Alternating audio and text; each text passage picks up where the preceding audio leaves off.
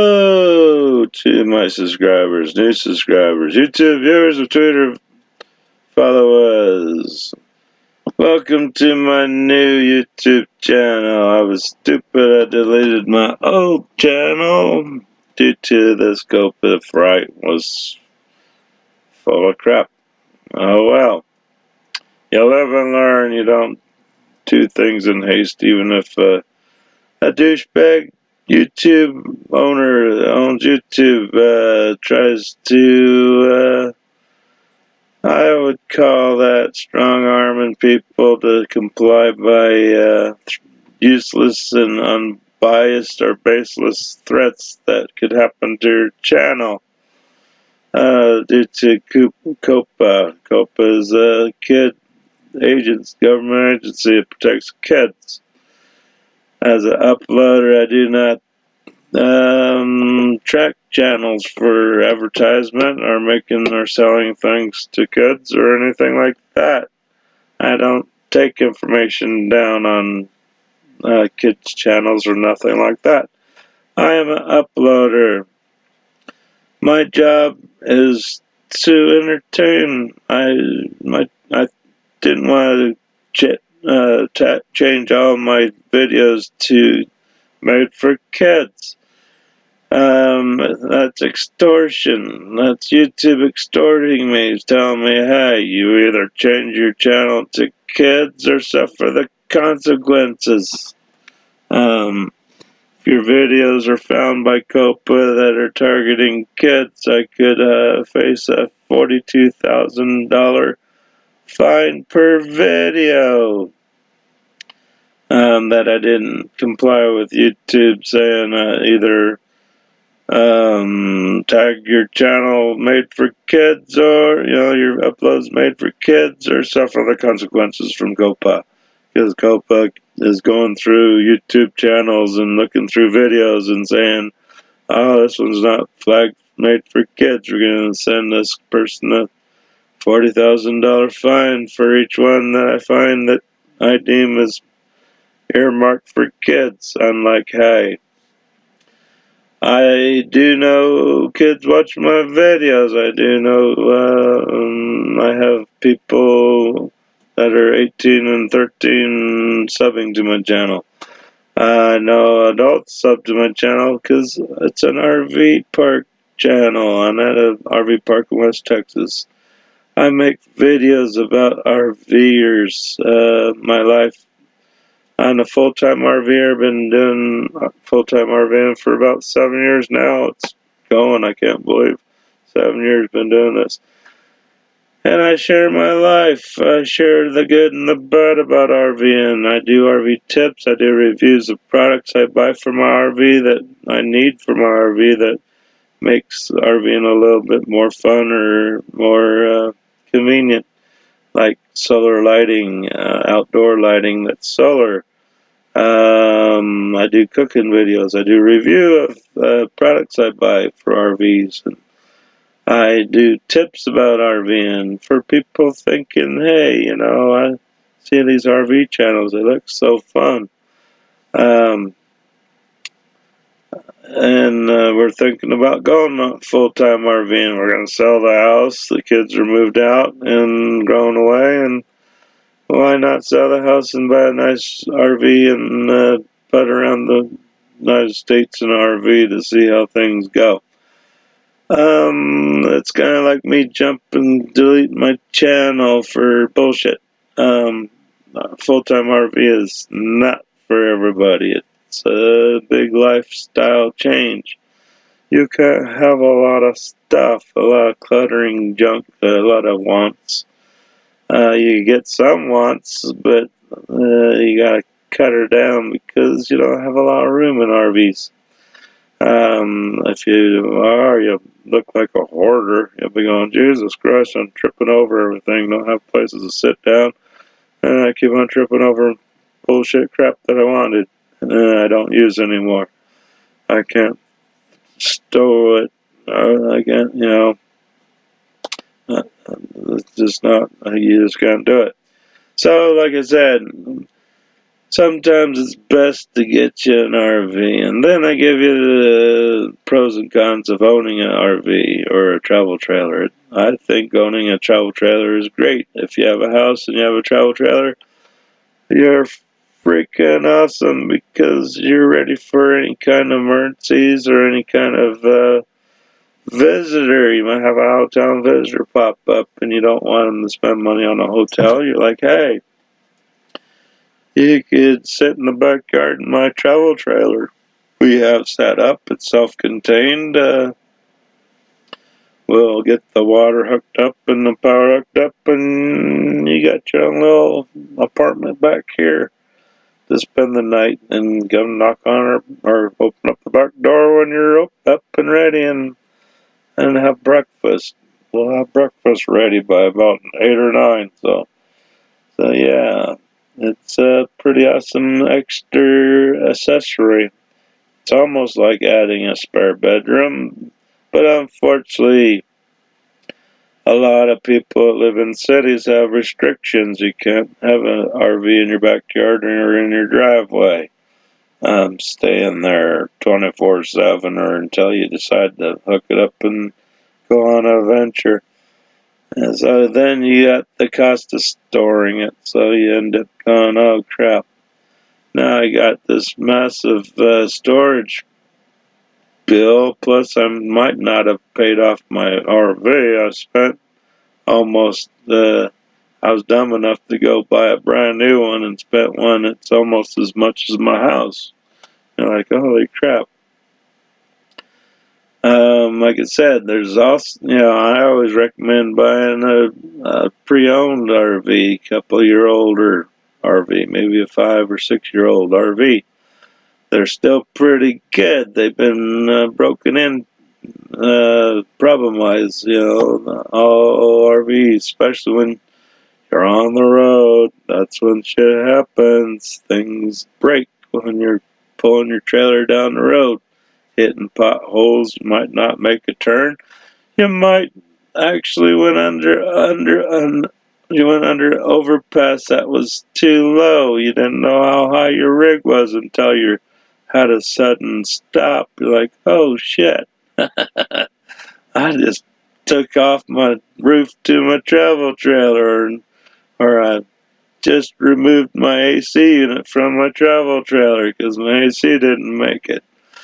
So there's a lot, and that's where your venture goes, from home to your final destination point where you want to end up.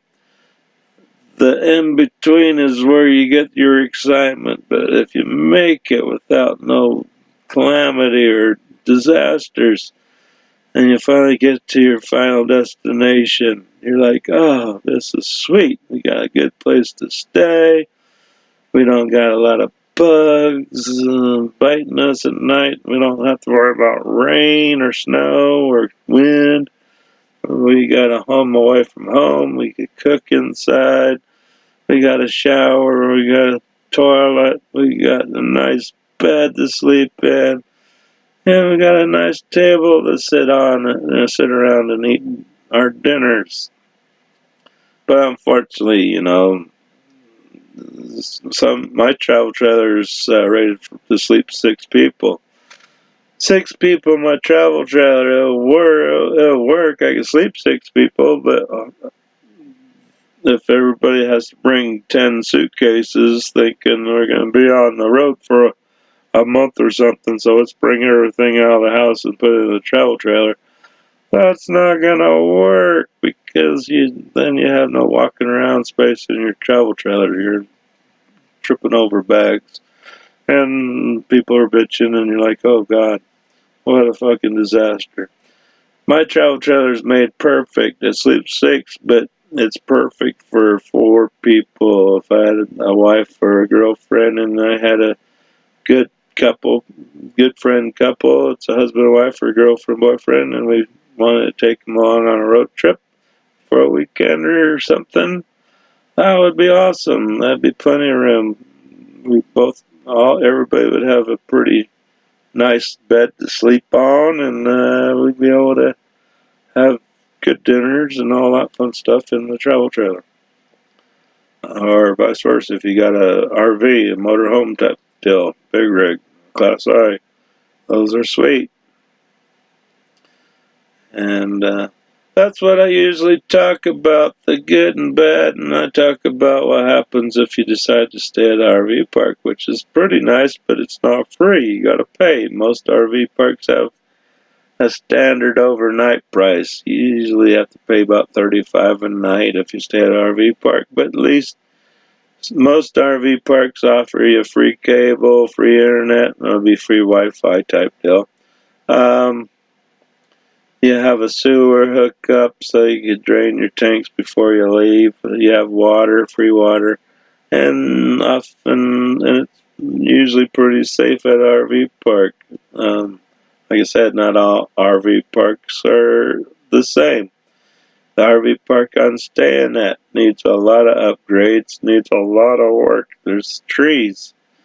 I'm not a big park your travel trailer over trees like my new neighbor here arrived a couple days ago. This is a very awesome motor home. It's kind of like a Class C, but it's like on a diesel chassis. Um, it's a big rig. It looks like a war wagon. I haven't met my neighbors yet, but it's a very big, tough rig. This one you could go off-road on, I would think. Most big Class A's, yeah, they're not made for going off-road. They're real low to the ground, and boy, you get high-centered in a rut and get stuck, and then you're in trouble. You're like, oh shit, I gotta call a big old semi-wrecker to come pull me out.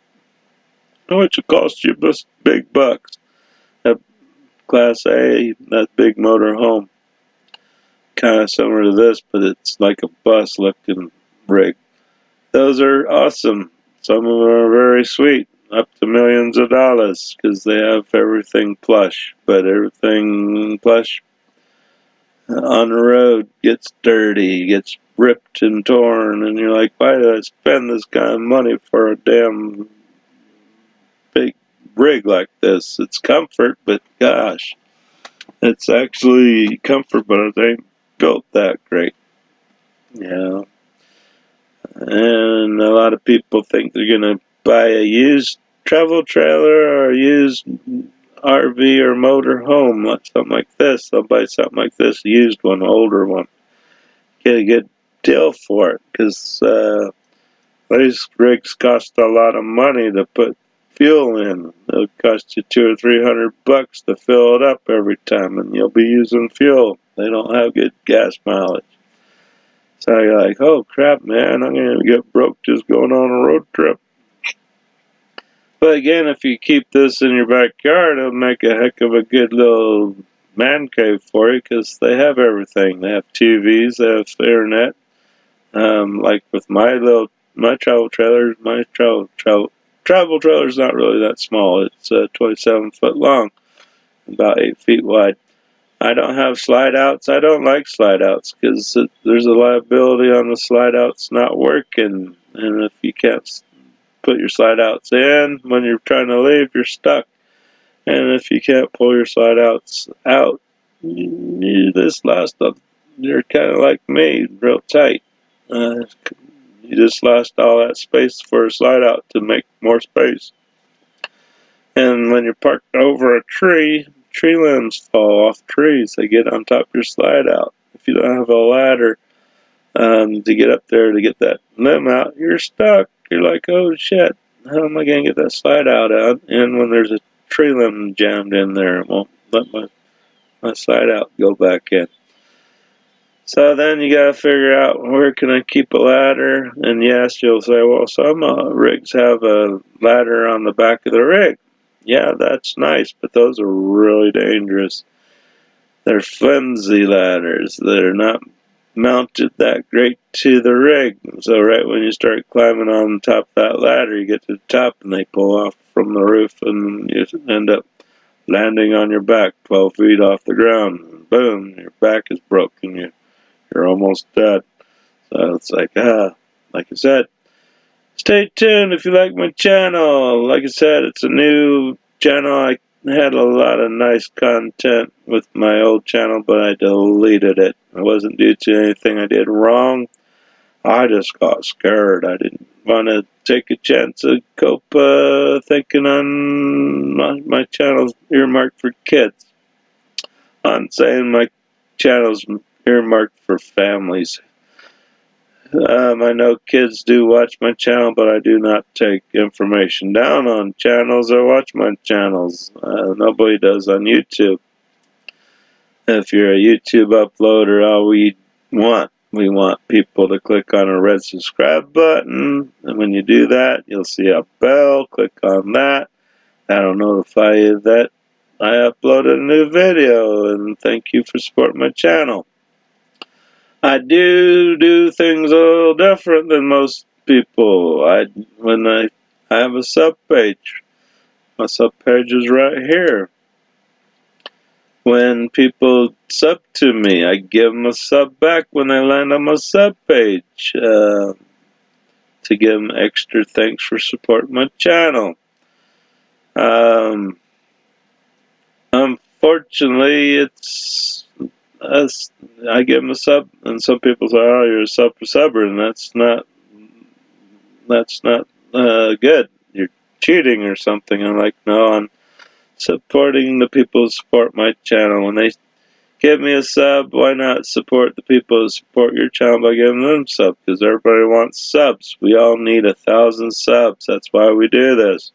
We want to get paid on YouTube, and YouTube is not wanting to pay us. They want to scare us. They want to say, hey, Copa, I have no control over what people upload on YouTube, and yes, go after the uploaders, and if they're not tagging their channel for kids only, give them that $40,000 fine per video. That's a load of shit. That is extortion. That is scaring people to delete their channel like I did, and that's bullshit. We do uploads. We don't target kids. We target viewers. We get paid by views. We need views. We need subs. Google has a requirement. If I want to be paid, I need 1,000 subs, and then I need 4,000 view hours to get able to get a penny a day once we get that requirement filled. YouTube has plenty of control of what I put on YouTube. They have community guidelines. Let's talk about that. We'll click on my channel status. Everybody has a channel status right there. There's channel. You click on that. We'll get this out of the way here. Everybody has this. We have to go by community guideline status. We can't be assholes on YouTube to people on YouTube because somebody could report our channel as being a bully or not following guidelines. So we get a strike. We'll lose our channel if we get so many. If we upload copyright material from good movies that are copyrighted, good songs that people love, that are copyrighted, we get strikes. We get 3 of those. Our channel gets douched. Okay. Let's talk about monetization. Like I said, I'm not eligible. I'm not eligible yet. It says I'm eligible. I've already got AdSense and all that stuff pre-set up. But they make you go over here. They'll take me to the creators page, I guess, or something. They're always throwing this beta crap on me. They just keep on fucking with me. Okay, they have this. Once I meet this, then I can start getting a penny a day, 2 cents a day, or whatever. But they do have control of what I put on YouTube. Don't let YouTube bullshit Copa. But really, Copa, I understand you're protecting kids' privacy under 13. If there's YouTube channel makers that are under 13 that have channels, that's a YouTube Google deal. They're letting kids on adult platform on YouTube. YouTube has a YouTube for kids platform. Those kids need to be down there, not up in the general audience platform. 18 to, their age group is 18 to 13. Um, YouTube goes, Copa's gonna go buy your acrylics. Like I said, I know YouTube removes subs. They withhold subs. They remove views. I have proof. I go to Social Blade. I have a screenshot of views being removed. I'm like going, oh, how can you remove a view? Do they have a time machine or something? Because in life, when I see something, I can't erase it. I'm like, oh crap, I didn't want to see that. Let's see what my age people are here. United States. Since my channel's pretty new, it's not showing me. It's not showing me a lot of things yet. But they, on my old channel, they were saying my channel was mostly viewed by 13-year-olds and all females, and I got a big head. I was like, oh, women love me. I don't think so, because I have a dirty mouth sometimes. I cuss a little bit, especially when I get pissed off on bullshit. And I call YouTube out on their bullshit a lot. My old channel, I had 1,180 subs. I didn't want to douche my channel, but I felt scared. I can't afford a 40,000 fine per video. That Copa deems it was targeted for kids. I'm like, I'm not taking any information down on anybody's channel. I'm just an uploader. I do YouTube videos about RVing. And I talk about my little chickens out there. I water my chickens. I feed my chickens while I'm videoing. And chickens are fun. I love them. They're not stupid animals. They know what's going on. If I order a pizza, boy, they're wanting a piece of that pizza. If I have a hamburger or fries, they want a piece of it. So I usually feed them whatever I'm eating. They're my good little food eaters. If I don't want to eat something leftovers in the fridge, I'll give it to the chickens. They love it. They're like, oh yes, this is better than chicken scratch and crumble. So yeah, they eat anything. I grow gardens. I have a little garden bed outside my door here that sometimes I feel like I want to grow some veggies and I could do it. That's a good thing about this RV park. Most RV parks won't let you do that, but that's why I like this RV park. It does need a lot of upgrades. Not a lot of whistles for benefits, but it's in a great location. It's right next to Lake Nasworthy, big lake out here. If I feel like I want to go fishing one day, I'll go buy a fishing license. I can walk across the road and go fish. Bring home some bass or some catfish. I got a big grill out here. I could go barbecue, so that's awesome.